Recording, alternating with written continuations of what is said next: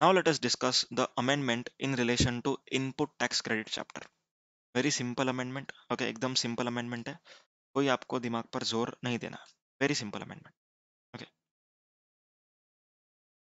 simple amendment क्या है सुन लो. मैं बोर्ड पे लिखता हूँ थोड़ा.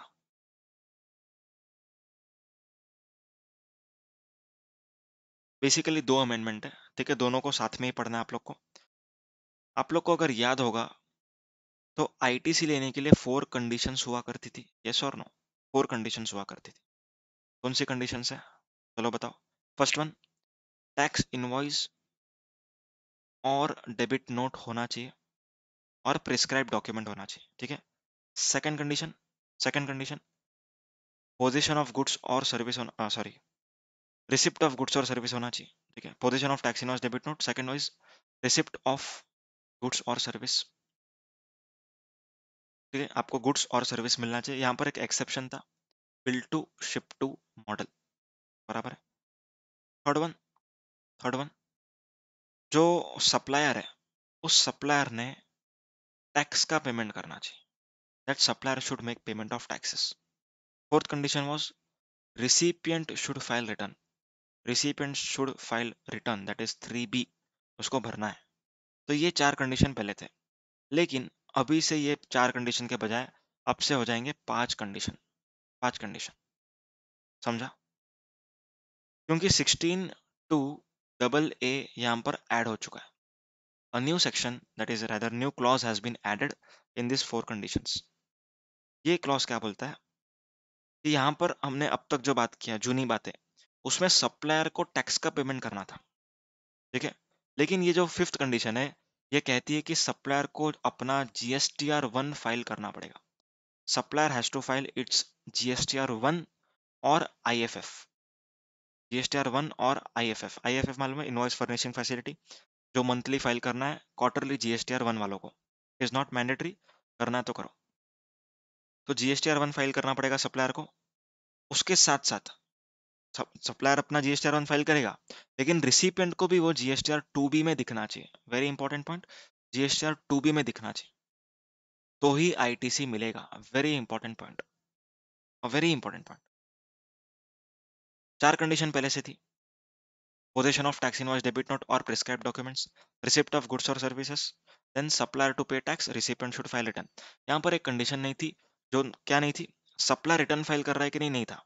ओके. तो यहाँ पर अब से कहा गया है कि सप्लायर को GSTR1 फाइल करना पड़ेगा, जिसके कारण GSTR2B में रिफ्लेक्ट होगा. ठीक है. जिसके कारण 2B में रिसिपिएंट को ITC रिफ्लेक्ट होगा. ठीक है. मान के चलो कि मैं सप्लायर हूँ, मैं यहाँ पर एक GST नंबर डाल रहा हूँ, उसके सामने इनवॉइस नंबर डाला, टैक्सेबल वैल्यू डाला, ओके, GST का अमाउंट डाला, और मैंने अपना GSTR1 फाइल कर दिया. The same would be auto populated in GSTR2B of my recipient. GSTR2B is the static return. GSTR2B is the static return. ठीक है. GSTR2A एंड 2B का डिफरेंस एक बार जान लेते हैं. 2A versus 2B. इतना स्ट्रेट लाइन आया नहीं. ओके. GSTR2A वर्सेस 2B, दोनों का सिमिलरिटी क्या है? यहाँ पर भी मेरे को ऑटो पॉपुलेट होगा परचेस का डिटेल्स, यहाँ पर भी मेरे को ऑटो पॉपुलेट होगा परचेस का डिटेल्स. बराबर है. GSTR2A is dynamic in nature. Dynamic मतलब कि बार बार चेंज होगा, बार बार चेंज होगा. लेकिन GSTR2B is static in nature. 2A is dynamic, 2B is static. Meaning बता रहा हूँ, एग्जांपल सुनो. मान के चलो मेरे पास एक इनवॉइस है 1 अप्रैल 2022 का. ठीक है. 1 अप्रैल 2022 का. What is the due date to furnish GSTR1? Can I say 11th May 2022. बराबर है. 11th May 2022. This is the due date to furnish return for the month of April. भी जो मेरा सप्लायर है उसने फाइल किया ये रिटर्न से 15th of May 2022 को. ध्यान से सुनना, very important point. 15th May को फाइल किया. ये इनवॉइस डेट, ये GSTR1 का due date, 15th is GSTR1 का एक्चुअल डेट जो मेरे सप्लायर ने फाइल किया. ओके. अब हम लोग देख रहे हैं कि कौन से GSTR2A एंड कौन से जीएसटीआर 2B के मंथ में ये इनवॉइस मेरे को दिखेगा। अगर हम बात करें जीएसटीआर 2A की, तो ये इनवॉइस अप्रैल का था, इसीलिए जीएसटीआर 2A में अप्रैल में ही दिखेगा। भले मई में फाइल करे, जून में करे, जुलाई में करे, सितंबर में करे, जब कभी भी करे, तभी भी अपने को जीएसटीआर 2A में अप्रैल में ही दिखाएगा। लेकिन जीएसटीआर 2B में हमको कब दिखाएगा? जीएसटीआर 2B में कब दिखाएगा? जो मंथ में, ठीक है, ड्यू डेट के अंदर फाइल किया, उस मंथ में दिखाएगा। तो यहाँ पर ड्यू डेट क्या थी? 11th में। तो 11th मई तक अगर इसने जीएसटीआर 1 फाइल किया होता तो अप्रैल में दिखता। रिपीटिंग इट वंस अगेन, अगर विद इन ड्यू डेट के अंदर अगर अपने सप्लायर ने जीएसटीआर 1 फाइल किया होता तो मुझे अप्रैल के 2B में दिखता।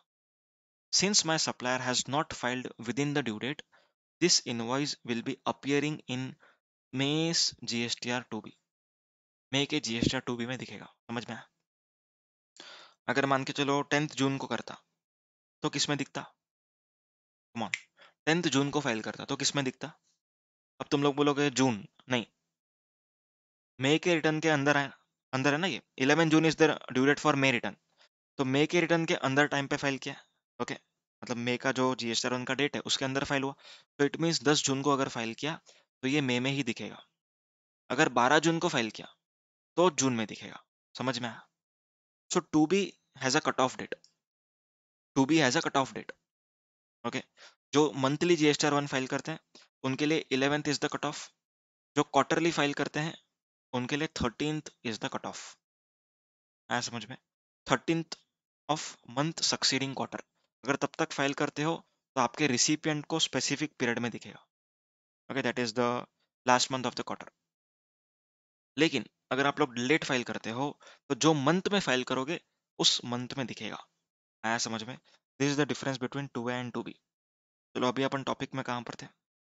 पांचवा condition. What is the fifth condition? Supplier should file his GSTR1 or IFF as the case may be, and such information is communicated to recipient via GSTR2B।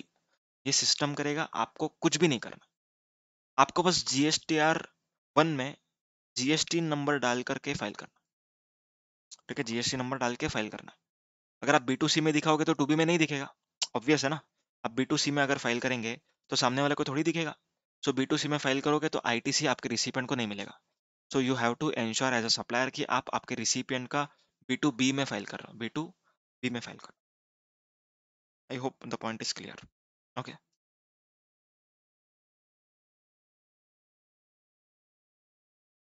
और एक अमेंडमेंट साथ में बता दूं। चलो, अब पहले रूल 36(4) हुआ करता था, यस और नो? रूल 36(4) हुआ करता था। रूल 36(4) क्या बोलता था?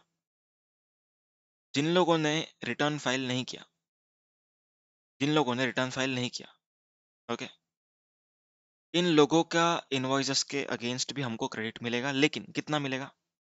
जिन लोगों ने रिटर्न फाइल किया है उन लोग का क्रेडिट प्लस 5%, प्लस 5%। ध्यान से सुनना, इंपॉर्टेंट पॉइंट है। समझो A B C D, ठीक है, 100, 20, 30 एंड 10। ठीक है, इसने GSTR1 किया, इसने किया, इसने किया, इसने नहीं किया, तो हमको आईटीसी कितना मिलने वाला था? हमको आईटीसी कितना मिलेगा? कहना ऐसे, जितने लोगों ने रिटर्न फाइल किया, 120 प्लस 30, 150 प्लस 5%, 10%, 15, 5%, 7.5, तो 157.5, इतना ही क्रेडिट मिलेगा। तब जिसने रिटर्न फाइल नहीं किया उसके जगह पे अपने को क्या मिला? जितने लोगों ने रिटर्न फाइल किया प्लस 5%। लेकिन अब से जो अमेंडमेंट आई है वो कहती है, रूल नंबर 36(4) जो है उसमें ये लिखा है, आपको एडिशनल कुछ भी नहीं मिलेगा, एडिशनल कुछ भी नहीं मिलेगा। जितने लोगों ने रिटर्न फाइल किया उतना ही मिलेगा, उसके अलावा 1 रुपया भी नहीं मिलेगा। So as per new amendment हमको कितना आईटीसी दिया जाएगा? सिर्फ 150। आया समझ में? पहले अपने को 7.5 रुपीज का ऊपर बफर मिला था, लेकिन अभी कुछ भी नहीं मिला। इन शॉर्ट, GSTR1 आपके सप्लायर ने फाइल नहीं किया आपके जीएसटी नंबर के against, your credit is lapsed. अगले महीने में किया तो अगले महीने में मिलेगा, अगले साल के सितंबर तक नहीं किया तो फाइनल लैप्स्ड, अगले साल के सितंबर तक नहीं किया तो फाइनल लैप्स्ड, अगले साल के सितंबर के अंदर किया तो जो मंथ में करेगा उस मंथ में मिलेगा। ठीक है, जो मंथ में टू बी में दिखेगा उस मंथ में मिलेगा। है समझ में? इन सिंपल वर्ड्स आप लोग को एज पर टू बी ही चलना है, एज पर टू बी चलना है। आई होप डिस्कशन आप लोग को समझ में आया होगा। ठीक है, बेसिकली रूल नंबर 36(4) को बैकिंग देने के लिए, रूल नंबर 36(4) को बैकिंग देने के लिए सेक्शन 16(2) का इंट्रोडक्शन किया गया। पहले 36(4) वाज अल्ट्रा वायरस, क्योंकि ये चार कंडीशन में कहीं पर भी नहीं लिखा था कि सप्लायर को रिटर्न फाइल करना, ये चार में कहीं पर भी नहीं लिखा था, लेकिन अब लिख दिया। So now government can say it strongly कि 36(4) में हमने आपको रेस्ट्रिक्ट किया is on the basis of section 16(2)। Clear है?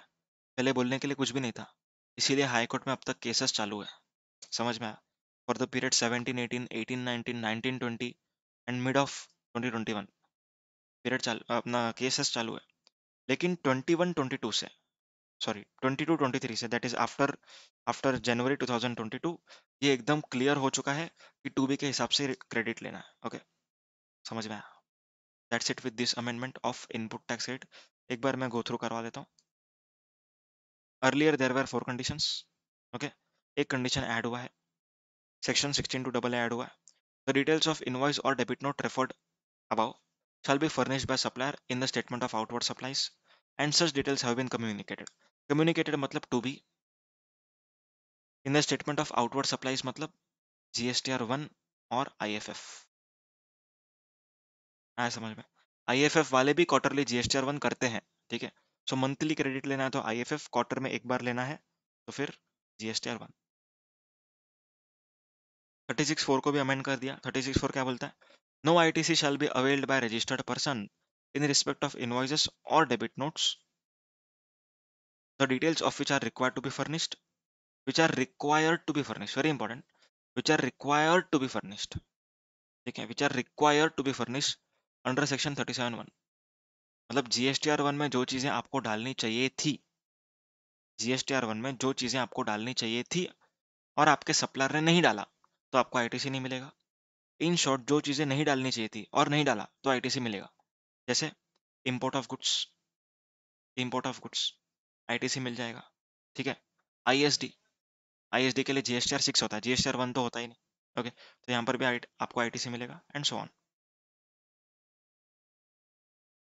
I hope discussion is very clear. Okay, in simple words rule number 36(4) is now backed up by insertion of section 16(2)(a). Is that clear? समझ में? Now circular number 123 does not hold that good। आया समझ में? That's it with the amendments in relation to ITC chapter।